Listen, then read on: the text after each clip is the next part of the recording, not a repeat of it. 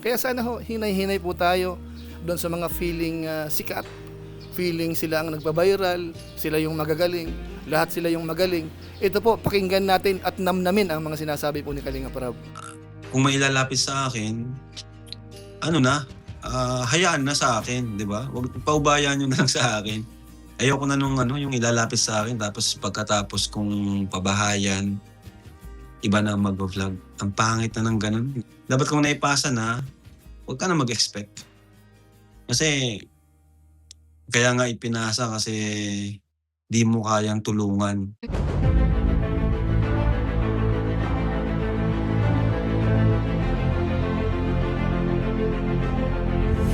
Ayun, shoutout guys. Muli po, welcome to my YouTube channel. Ito po si Kuya Julay, ang inyong katugang, ang inyong kalingap na muling buwabati po sa inyo ng magandang araw, magandang gabi.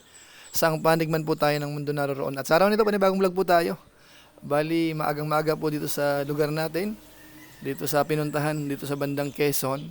At gusto ko hong magbigay ng maiksing reaction doon po sa mga pahayag po ni Kalinga Prab na kung saan napaka-real talk na naman po nung kanyang mga binanggit. Ito po ay patungkol sa pagpapasa ho ng mga binablog sa kanya. Yung tipong galing sa scouter, ano nga ba ang saloobin ni Kalinga Prab sa mga ganyan? Pag-usapan po natin yan maya-maya ng konti. Pero bago po yun, siyempre paalala po muna si Kuya Julay.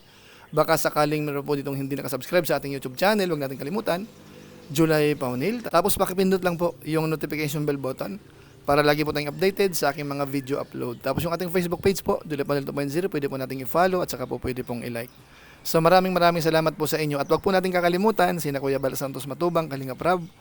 Suportahan po natin ang kanilang YouTube channel at isama po natin yung mga Lingap partners po. Hanay po yun ng mga charity vloggers, katukatulong ni na Kuya Bal Santos Matubang at saka po mga reactors. Ano po? So maraming salamat po sa inyong lahat. Ngayon tuloy na po tayo, pag-usapan na po natin itong patungkol po sa mga binanggit po ni Kalinga Prab o kaya ilan sa mga binanggit niya doon sa kanyang live kahapon. Na kung saan nga po, real talk na naman po yun. Maraming tatamaan na naman at tsak po ako, magagalit na naman yung mga tatamaan ng mga pagsasabi po ni Kalinga Prab. Ano nga ba yon? Ito po ay patungkol doon sa kanyang saloobin pagdating po sa mga scouter, pagpapasa sa kanya ng mga tutulungan na kung saan ho, totoo naman ho totoo po yung sinasabi mo ni Kalinga Prab. Siguro po para hindi na magtagal, gusto ko pong iparinig po sa inyo yung kanyang binanggit. Ito po yon. Puro negativity lang makikita niyo po. Ako, di ako nanonood sa mga mga alam kong puro negative lang yung makikita natin or mapapanood. Huwag na lang yung panoorin yan. Kayo lang pong may stress. Tularan kasi si Kuya Tata, focus sa charity. Ayan, oo. Marami naman po nakafocus din sa charity. Yan, sila Kalingap Mikoy, ayan. Sila Papa Jom, sila Edu. Sabi ko nga sa kanila, mag-scout kayo. Pag may na-scout kayo, refer nyo sa akin. Pero kung gusto nyo naman kayong kayo nang bahala dyan. Diba? At ngayon, kung may ilalapit sa akin, hayaan na sa akin, di ba? Huwag paubayan nyo na lang sa akin. Kasi ayoko na nung yung ilalapit sa akin tapos pagkatapos kong pabahayan, iba na ang mag-vlog. Ang pangit na ng ganun, basta ang pangit na ng ganung rules, di ba? Dapat kung naipasa na, huwag ka na mag-expect. Kasi, kaya nga ipinasa kasi di mo kayang tulungan. Di ba? Tapos after matulungan, saka ka naman papasok. So, ayun. Kung naipasa mo na, hayaan mo nang ako na yung Kasi, sa totoo lang, pag may ibang nag-vlog, di ako nangingialam. Minsan nga naiinis ako kapag may ibang nag-vlog dyan, tapos minsan may nagko-comment na, Rab, tulungan mo naman si ganyan. Kasi nga napanood nila doon sa vlog ng iba na kawawa naman. Kaya nga po may nag-vlog na doon, ibig sabihin siya na dapat tumulong doon. Di ba? Kaya nga po binlog niya, so dapat, mo na yan, kung makakargo mo na yan, responsibilidad mo na yan. Kaya po minsan pag ganun, hinahayaan ko na lang pag may ibang nag-vlog. Kaya pag inilapit sa akin, dapat, hayaan na muna ako. Maliban na lang ako mismo nagsabi na, ikaw na magbahala sa kanya, ha? Ikaw na bahala dyan, alagaan mo yan. Kung may naka-scout, tapos inilapit sa akin, hayaan niyo na muna ako. Hayaan na muna akong mag-vlog. So ayun mga kawayan po natin, ang liwanag po ng binabanggit ni Kalinga Prab, ano? Siguro naman, kaya nabanggit ni Kalinga Prab yan, dahil nga po sa sitwasyon sa ngayon, yung tipong nakikipag-agawan ho doon sa pina-viral po ng Team Kalingap. Ano po, sabi ni Kalinga Prab, kapag ka ho pinasa na, ay pinasa na. Kasi kaya nga ipinasa, kasi umiwas sa gagastusin. Tama kayo, tama kayo. Si Kalinga Prab na bahala, siya magpapatrending, tapos siya po ang masusunod dapat. Kasi siya ho ang nagbablog na, siya po ang nagpasikat na ho kung sino man po ang mga na-content niya. Na kung saan naman ho sa case ng Kalingap, karamihan ganun naman.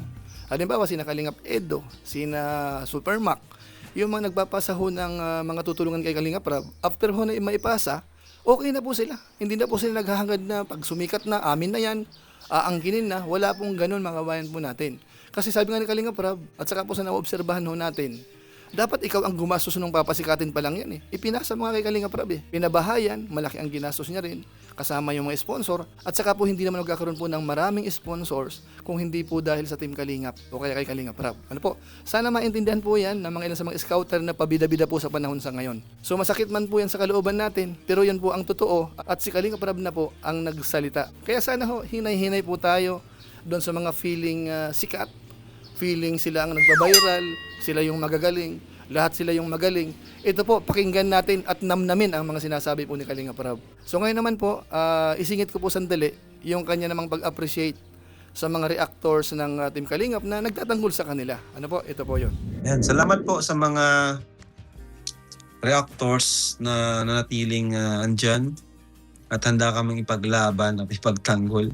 Kahit hindi ko naman po kay personally nakakausap o napapasalamatan. Pero, ayun, thank you po sa inyo. Ito po, yan po ay sobrang na-appreciate ko. Ano po? Kahit di ko po kayo napapasalamatan or may message. Pero salamat po. Napapanood ko naman po yung mga reactors talaga na nagtatanggol. So yan po mga Kalingap, yan po ay general, wala na siyang pinangalanan.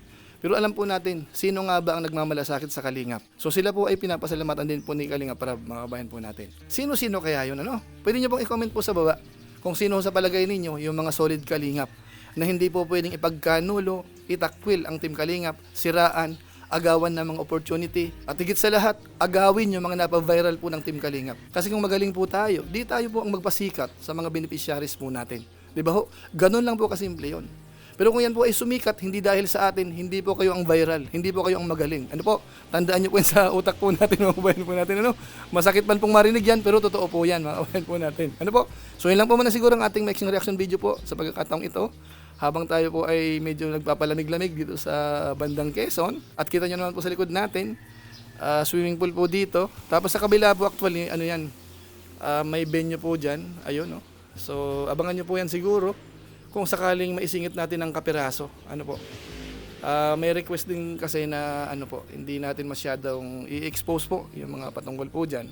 Pero tingnan po natin kung sakasakali ho na may mga bagay-bagay na pwede nating i-update po sa mga supporters ni Kuya July, gagawin po natin. Ano po, so yun lang po muna siguro ang ating mixing reaction video po sa ngayon, na hina-highlight ko po yung mga binanggit po ni Kalinga Prab, patungkol nga po sa mga nangyayari po sa ngayon, dito sa nakapaligid sa Kalingap, dating kasamahan na umalis, at ang totoong sitwasyon ho, na nangyayari sa paligid ng Kalingap at saka within Kalingap. Ano po? So maraming salamat po sa inyo. Ilang po muna siguro. At kita-kita ulit tayo sa mga next vlog pa po natin, next live natin. At kung inyo naman po itong nagustuhan, pwede po nating i-share. So muli, ito po si Kuya July, ang inyong katugang, ang inyong Kalingap na pansamantalang nagpapaalam po muna. Kita-kita ulit tayo sa mga susunod ko pang vlog. Maraming salamat sa inyong walang samang pagsuporta po sa ating YouTube channel. Pagpalain nawa kayo ng Diyos, mabuhay tayong lahat. God bless. Bye-bye!